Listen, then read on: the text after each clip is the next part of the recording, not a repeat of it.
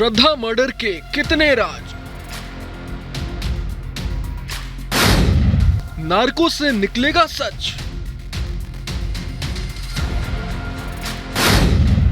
फिर रिमांड पर जाएगा आफताब।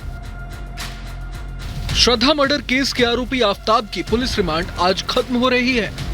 पुलिस आज उसे कोर्ट में पेश करेगी। सूत्रों का कहना है कि दिल्ली पुलिस कोर्ट से आफताब की रिमांड बढ़ाने की मांग कर सकती है। गिरफ्तारी के बाद आफताब 5 दिन की रिमांड पर था। रिमांड की अवधि खत्म होने के बाद उसे कोर्ट के सामने पेश किया जाएगा। दरअसल श्रद्धा मर्डर केस की जांच जैसे जैसे आगे बढ़ रही है, आफताब की वहशी हरकतों पर रोज नए खुलासे हो रहे हैं। पुलिस सूत्रों का दावा है कि आफताब ने काफी सोच समझकर श्रद्धा का मर्डर किया था। इस बात की तस्कीद हत्या के बाद सबूत छिपाने के लिए रची गई उसकी साजिशें करती हैं। इन्हीं साजिशों की परतें पूछताछ के बाद खुल रही हैं। आफताब ने बड़े ही शातिर तरीके से श्रद्धा की डेड बॉडी को ठिकाने लगाया था। श्रद्धा के शरीर के टुकड़े करने का फैसला जहां उसके वहशीपन को दिखाता है, तो वहीं इन टुकड़ों को एक एक करके रोज जंगल में फेंकना उसकी शातिर दिमाग का एक नमूना है। पुलिस का मानना है कि आफताब पूछताछ में गुमराह भी कर रहा है, इसलिए उसके दिए गए बयानों को जांचने के लिए अभी उसकी और कस्टडी जरूरी है। पुलिस कोर्ट के सामने इन तर्कों को रखकर उसकी कस्टडी बढ़ाने की इजाजत मांग सकती है। कत्ल की तफ्तीश में जुटी दिल्ली पुलिस आफताब का नार्को टेस्ट भी करवा सकती है।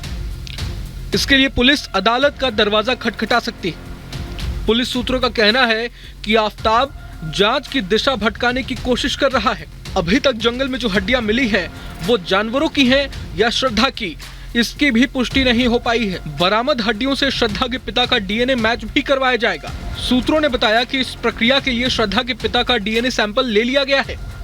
वहीं दूसरी तरफ श्रद्धा के सोशल मीडिया अकाउंट से जिन लोगों से चैट किया गया, उनसे भी तफ्तीश में शामिल होने के लिए कहा जा सकता है।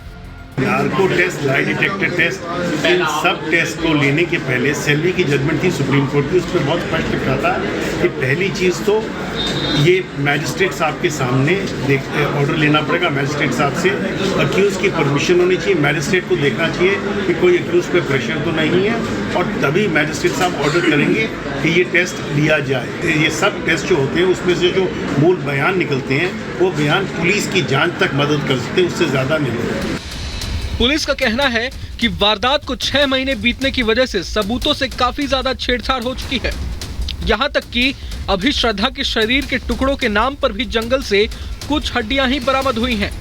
लगभग 6-7 घंटे से जंगल में पुलिस की टीम मौजूद थी और वो लगातार सर्च अभियान चला रही थी। यहाँ पे दिखाना चाहूंगा, आफताब इसी जंगल की बात कर रहा था जिसमें पुलिस लगातार सर्च अभियान चला रही थी, और बताया जा रहा है कि इसी जंगल में पुलिस को कई बॉडी पार्ट अब तक मिल चुके हैं। बताया जा रहा है कि रीढ़ की हड्डी मिली थी और जो हाथ के कुछ पार्ट्स मिले थे, और साथ ही पाँव के कुछ पार्ट्स मिले थे, जो कि पुलिस के सूत्रों के मुताबिक हमें बताया जा रहा है। छतरपुर के जिस फ्लैट में वारदात हुई, आफताब ने कत्ल के बाद उसके सबूतों को मिटाने के हर जतन किए थे।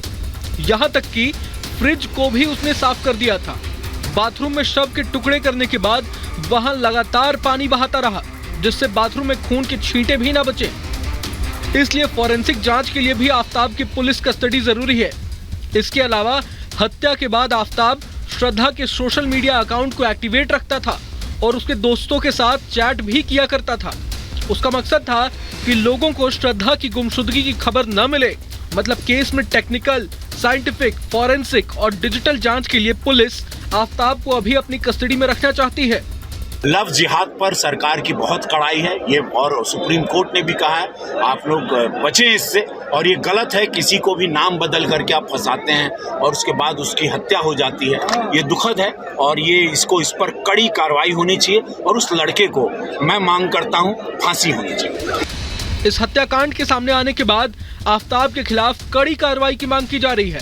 इसीलिए पुलिस भी केस में पड़ताल में किसी तरह की कमी नहीं छोड़ना चाहती, जिसका फायदा उठाकर आफताब कोर्ट से किसी तरह की जमानत हासिल कर सके।